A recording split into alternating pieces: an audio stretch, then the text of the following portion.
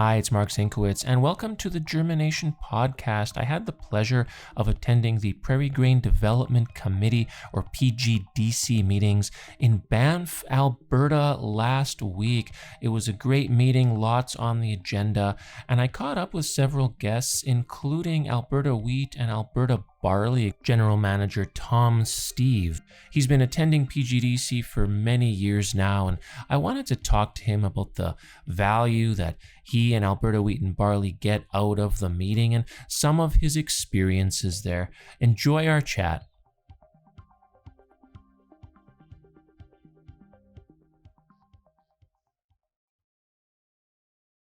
This is how many years now for you for PGDC?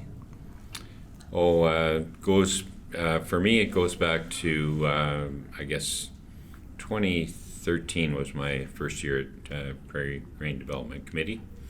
So not that far back, but, a good 10 years, right? And what's the biggest takeaway that you've had from this over the years?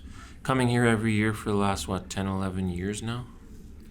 I think when you're first exposed to this process, it's a bit of a discovery because I don't believe that it's well known in industry circles or in farmer circles how varieties come to market, especially on the cereal side, wheat and barley, which I am involved directly in, which are largely developed through public breeding programs. But I think if you ask the average farmer, where do your new varieties come from? They would probably say from my local ag retailer, from my local seed grower, or from my local seed cleaning plant. And maybe not giving a lot of thought to where those varieties actually come from in the first place. It's like when you ask a lot of consumers where the food comes from, and they say, well, it comes from the grocery store. It comes from the grocery store, but there's a lot of things that happen before that. And that, I guess, sums up PGDC, is like this is kind of where everything sort of begins in terms of, a line, going from being just a line to becoming an actual variety with a name, to then becoming a crop that growers actually plant, and that then goes to the consumer. And I guess this is kind of the start of it all. But it always surprises me that PGDC doesn't maybe get as much media attention as it deserves. Do you find that as well? Definitely, and I think it's a function of it's not an emerging issue that is going to grab headlines the same way as, so let's just say we have a record drought and then calls for action by government, or we have government coming out with a requirement of a 30% reduction in fertilizer emissions. And whereas research is a long-term play. I mean, it's at least 10 years from start to finish to bring a new wheat variety to market, for example, and then there's another 3 years of registration trials. So it really is a long-term play. And I think maybe that's part of the issue where an entity like the Prairie Grain Development Committee doesn't get quite the attention that it probably deserves. I mean, someone like you who has lots of experience in the ag world, you probably had some basic understanding of what it was, but you've probably learned a lot over the years, I would think. Yeah, for sure.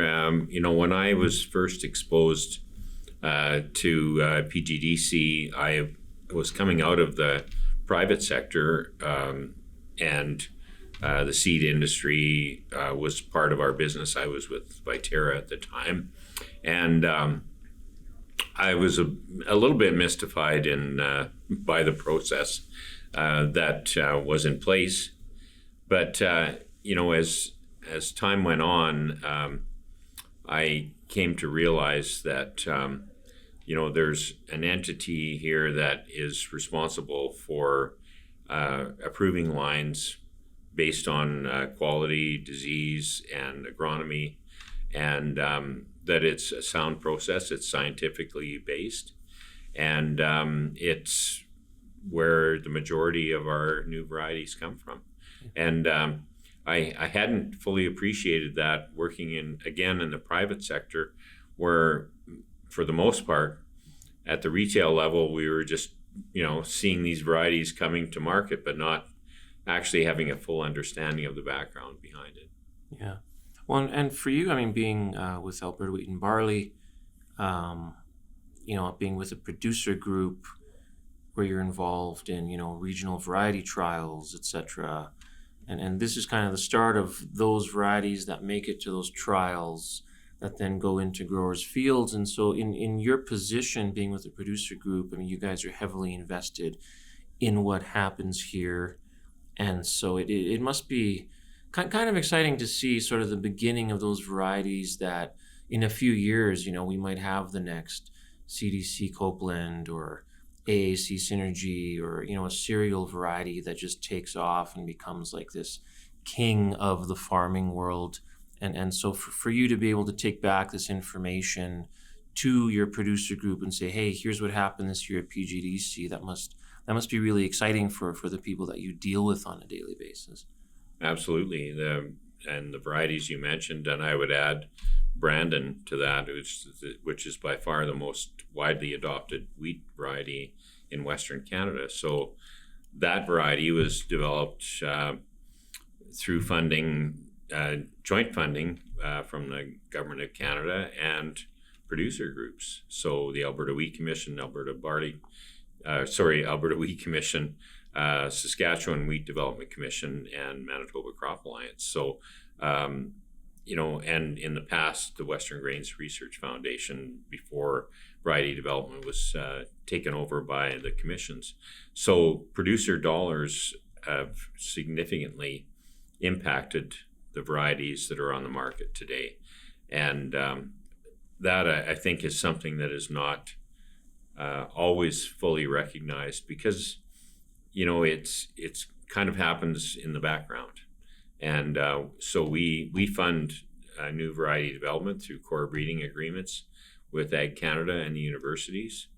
That's the commissions. And we also fund new variety development through the wheat and barley clusters, which are in progress right now. We're waiting for approval for the next phase of the wheat and barley clusters, as all clusters are. But there's a significant amount of producer investment in those.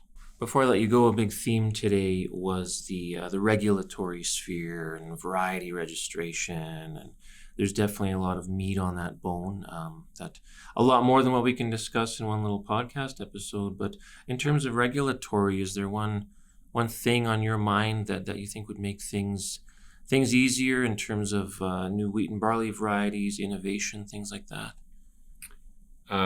Well, I think one thing in the short term is that we need to deal with the number of wheat classes that we have, because there are a number of classes that are not widely grown, and so there's administration involved in that. And also, when you have a wheat class established, it sends a signal to the breeders that they should breed varieties for that class. So if it's not an active class that's in demand by our international customers, we need to take a serious look at that. And we are moving more into a specification-based marketing system. So to some extent, the classes will have less emphasis. We do have major wheat classes, CWRS and Canadian Western Amber Durum would be the two main wheat classes, but below that, I think there's a lot of discussion that needs to go on in terms of how many classes we actually need. Yeah, it's a discussion for definitely another day, but I appreciate your time today, Tom, and good to chat with you, and we'll talk with you soon. Always great, Mark. Thanks.